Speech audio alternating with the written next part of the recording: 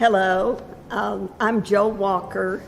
My husband and I moved here in the fall of 2010. We met our next door neighbors, Jim and Earlene Loden, and they invited us to First Methodist Church. And we were pleased to follow in their footsteps under their invitation. And we came 3 weeks later and joined the church here. One Sunday I came, and it happened to be Communion Sunday. I started down the aisle. My shoe heel came off, and I catapulted down the center aisle and fell just directly in front of the communion table. And I had several friends, ushers, they're friends later, but at the time they were strangers. They kindly picked me up, put me on my feet, and that was my introduction to the interior of the church. Contemporary Forum is a group of friends. As soon as I joined, overnight we acquired 60 plus friends. I acquired a doctor, a lawyer, and my tax accountant.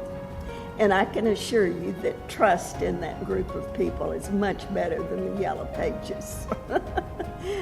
I would think that in this world we live in now, putting a high priority on your church and worship and learning about the lessons of God that are good for daily living, they work now as well as they did 40 years ago, 50 years ago, 60 years ago.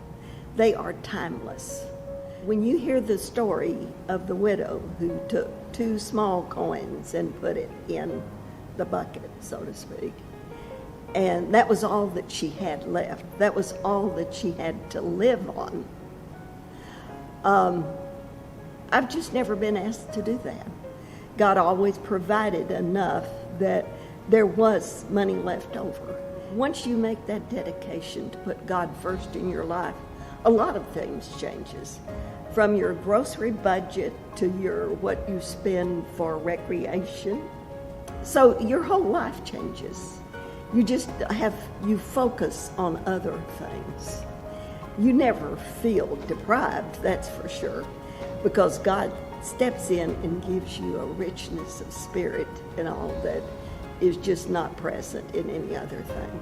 Most who have want to live close to God and make that commitment have already thought about that next step.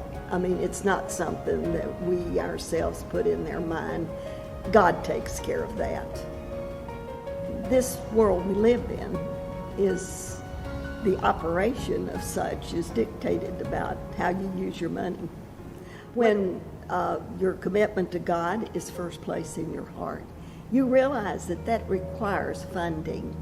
You just don't take care of all of these ministries, and you don't really love your neighbor as yourself until you're willing to fund some of those ministries that are needed to show love for your neighbor.